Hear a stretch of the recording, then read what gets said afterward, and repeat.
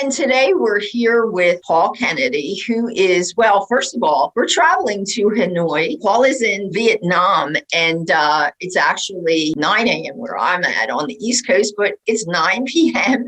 for him. And he's a chef, he's an entrepreneur, he's a book author, and he's mostly what we're going to be talking about today. He's an expert on Vietnamese cooking, although he's a talented chef, graduate of Johnson & Wales, right, Paul? Correct, Johnson & Wales. Yeah. So, but anyway, Paul, thank you so much for being here today. Thank you, Maria. Thank you for having me. So I guess we'll start off with, are you originally from Vietnam or are you from the U.S.? I'm from the U.S. I grew up outside of D.C.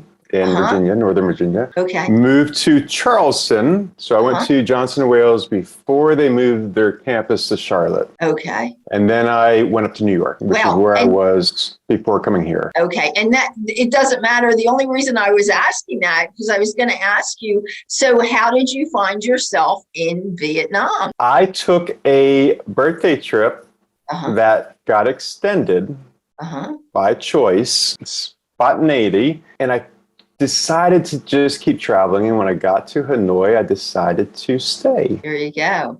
You liked it so much. It's a gorgeous place. There was no intent to travel and stay. There was an impossible intent to travel.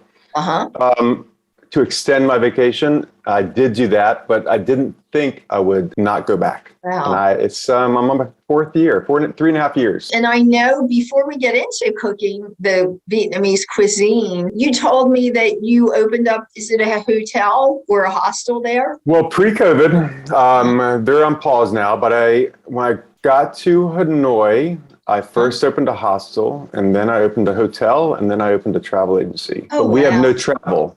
We have nothing going on right now. We're hoping to reopen tourism next month. Whether or not I continue with everything, I don't know. Okay. But that's what I did when I got here. And all right, so I guess, I love having chefs that specialize in different cultures, because I think it's so much fun to try out and expand your cultural palette, right? Because there's so many different tastes and things like that. So tell us a little bit about, can you do like a quickie mini primer on Vietnamese cuisine? Vietnamese cuisine is few utensils or cooking vessels. So it's usually one knife, one pot. Very little protein, a lot of herbs and greens, moderate sugar. So it's and healthy that's cuisine. The gist of the cooking. Oh, wow. And is there an herb or, I know, like, for instance, in Italian cooking, basil, rosemary, oregano are like really the popular herbs that are used. Is there any, it sounds like they use lots of herbs, but if I asked you, like, what's a really popular either spice or herb in Vietnamese cooking, what would that be? They use a lot of basil, perilla leaves. They use a lot of bitter greens. However, what I've realized is that the herbs here have a different taste than they do in the U.S. Because we have a lot of oversight. So we have consistency in the U.S. And here it's a lot of people growing in their yards and different varieties that they don't know about. So the flavor is completely different. The herbs are fresher. The spices can go either direction. They can be weaker or stronger than what we get in the little McCormick's jar at Wegmans or Safeway or Food Lion. Yes. So tell us, like, what, I know Italian cooking, right? So I'm going to say spaghetti or, lasagna or pizza. So what is a popular, like a couple popular dishes for Vietnamese cuisine? I think the three that they're known the most for is the banh mi, which is the sandwich. Oh, they have a sandwich. In the U.S., it's completely different than it is here because everything's westernized that we're used to. But like you and I were talking about, it's normal for a country to customize it to their own palate. So it's normal for it to be different. Pho, which is their soup, noodle soup with either chicken, beef, etc.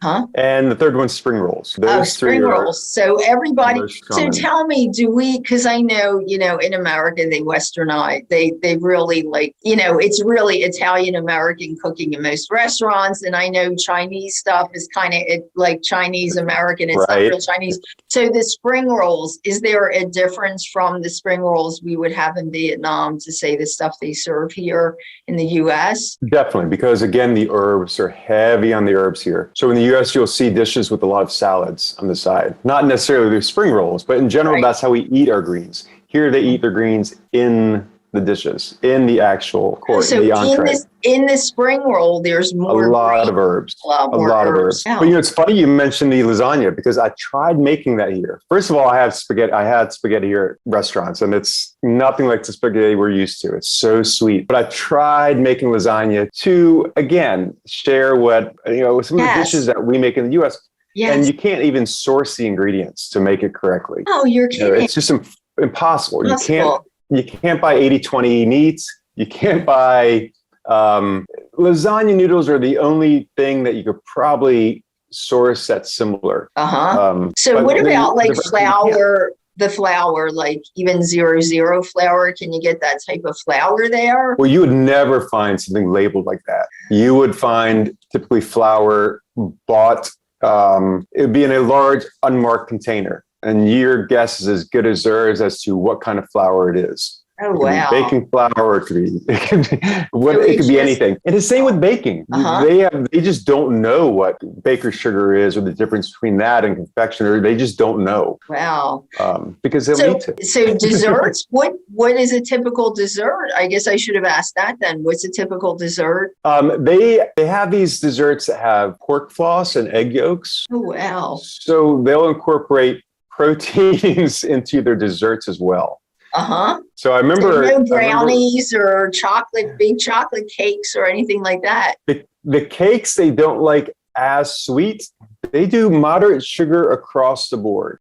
Sugar in their lunches and their soups and everything. So when it comes to dessert, they don't like it as sweet. And that's something else I tried making for people. I tried making all these different desserts and everyone too sweet, way too sweet. Just normal buttercream frosting, impossible for them to eat. Wow. So it sounds like they put sugar, like you said, just a small amount of sugar in a lot of their dishes. So then they don't really want the sweet. They don't want the sweet then. And so they're not really interested in the desserts, which is not a bad thing. and I'll see the sharing's big, eating family style. And when they do, they might have a can of Coke, which surprises me because they don't like sweet things. And then you realize, they share that can of Coke amongst 2 or 3 people. Oh, so it's just a little piece of Coke. So when they do have high sweet things, it's very nominal amounts. It's just a little amount. Yes. I wanted to ask you about the sandwich because I know you said like in America, we Americanized the sandwiches. So just tell me the sandwich, that first one you mentioned, it began with the banh mi. What was that? Banh mi. Banh mi. And what kind of bread do they use? That's a key part to it. So banh mi just means bread. Oh. In the US, the banh mi is always pickled vegetables with some sort of pork meat. And they'll usually have sriracha and I think maybe mayonnaise or something. We rarely use sriracha, mayonnaise, not for that. It just means the bread. So if you go get banh mi, it can be a fried egg on it. It can be pate. It can be anything. There is no standard. But in the U.S., if you say banh mi, you're getting the one with the pork and the pickled vegetables. That's just the one that you get everywhere that you rarely see here. But what kind of bread do they have? Is it the crusty bread or like it's French bread? It's French bread. Don't forget we were occupied. I say we. Oh, yes, by France. Yes. So they were occupied by the French. So everything is heavily influenced by the French. The soup, the pho is from them. The French bread, the pate, all of the dishes have some sort of extremely heavy influence from them. So the only thing banh mi is, the trick to the banh mi is it has to be a crispy outer crust with the with the baguette. I see. So, and then extremely soft in the center. Uh-huh. So that's what makes the banh mi. Everything else, you throw it out the window. It's just, it has to be the bread for it to be banh mi. It has to be correct. And it doesn't really matter then. It sounds like what's inside. It can be really anything inside. Yes. In the morning, you'll have the fried egg, maybe fried egg with pate. In the afternoon, you might have meatballs. In the evening, you might have pork barbecue. Anything. But it just has to do with the bread. It has to do with the bread. So is there, I think you said they are kind of lighter though on meat. It's mostly herbs and vegetables. Is that right? Or is it heavily eating meat? Very light with the meat. The only time it's heavy is if it's a processed meat. I see. So they make these meat cakes, and it would be similar to if I said, "Can you thick cut that bologna for me?" Because it's a really thick. Oh my gosh! Any kind of processed meat. That's the only time it's really heavy on the meat. And then they watch their portions. Exactly. So if you could tell us, I was trying to, and it's, you know what, I'm guessing because they were occupied by the French, and cooking is typically complicated, where Italian cooking, you could say it could be pretty simplistic. So I know you told me Vietnamese cooking can be a little complicated, right? Right. So it's complicated. It's time consuming. Now, some of that stuff you mentioned, yes, it's gotten popular in the US, but there are US versions of what the Vietnamese cooking is, but normal. Yes. Is there any way you could recommend for somebody, like if they wanted to try out some flavors at their home, what could they do? Is there anything they could do that's kind of simple or? Well, that's the tricky part. And what really got me into how to tie together their culture with the food was the underlying flavor of, say, pho, the soup, is cinnamon. So here you only cook with local ingredients. It's farm to table 1,000 times. Right. So the pho you have in every village will be different because they only cook with their ingredients. So it's sweeter in the south. It's not as sweet in the north. Herbs are different on the side. It's not on the side. But the cinnamon is a prevailing flavor. You go, wow, that's really unique. Oh, yes, that is unique. So the tough part with picking a specific flavor that is Vietnamese is understanding cinnamon and how it's going to taste different depending on where you buy it and where that cinnamon came from. That's a really difficult part because even for me, cinnamon's going to be completely different. I know in the US, once you find it, it'll be consistent. Yes. So it's the opposite. So the trick is, it's kind of like nutmeg in the US. When you cook with nutmeg, you just want it to be able to taste it. You want to know it's there, but not to be the predominant flavor with nutmeg. It's the same with cinnamon here. You want that hint. You want to be able to identify it, but you want it to take you a second to identify it. You want to be able to go, I taste it. I taste something. What is that? Nutmeg. Yes. Got it. So that's the same way they use cinnamon here. And I think in the US, we're either a lot of the ingredients that they sell at the supermarkets are so kind of watered down. So we have to use a lot of something. There's a lot of cellulose and different things. And, or we're just spoiled that it's so prevalent. So we tend to use a lot of everything. But when you're using fresher ingredients, I always say this, and real authentic, you only need a little bit. So that, that could be the reason also.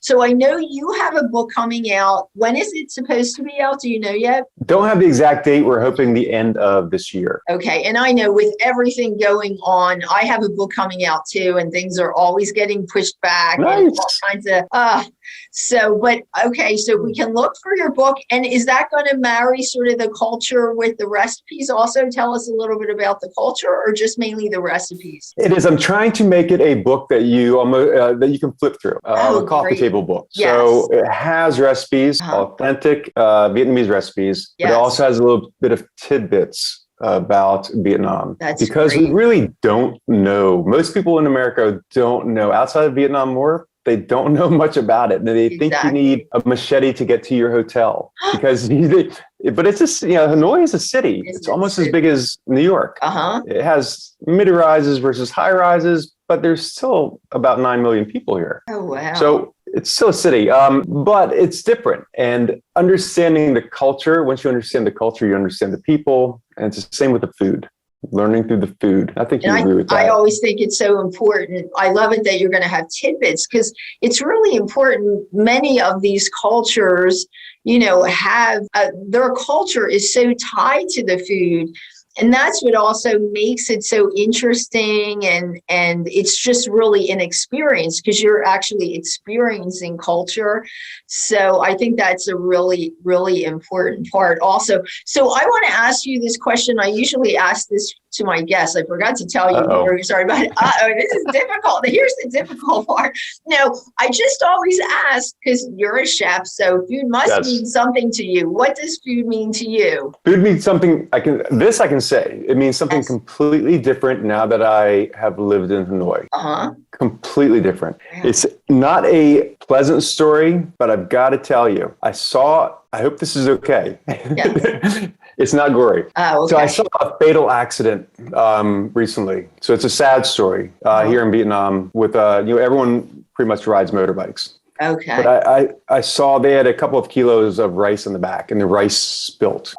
And in the US, I would be thinking of the body, or the accident, the tragedy. Right. And my mind went straight to the rice spilled all over the street because I understand the importance of the food here. Yes. Completely different. But it took me a minute going, what just happened? Why am I, and I was just staring at the bag of rice and the rice all over the street. And all I could think of was that family is not getting rice. Exactly. Is not getting rice. Yes. But it dawned on me how much I realized the importance of food and ingredients, without even understanding previously why. But watching someone eat every grain of rice, I understand the value, the importance, the hard work it takes to grow it. Yes, yes. It's got a true value besides money. Yes, and I think that's so important. And sometimes in the U.S., because we're so spoiled, I learned that too by living overseas, that they appreciate, their food. And, at one point in Italy, they used to actually kiss the bread because it was so hard to come by, and people don't, thank goodness we never had to experience that here. I mean, I'm hoping,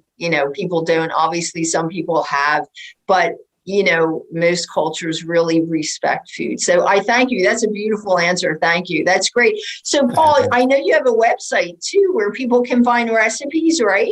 Can they find? Yes, Paul B. Kennedy. B is my middle initial. B like boy. PaulBKennedy.com. That's great. All right. Thank you so much for being here.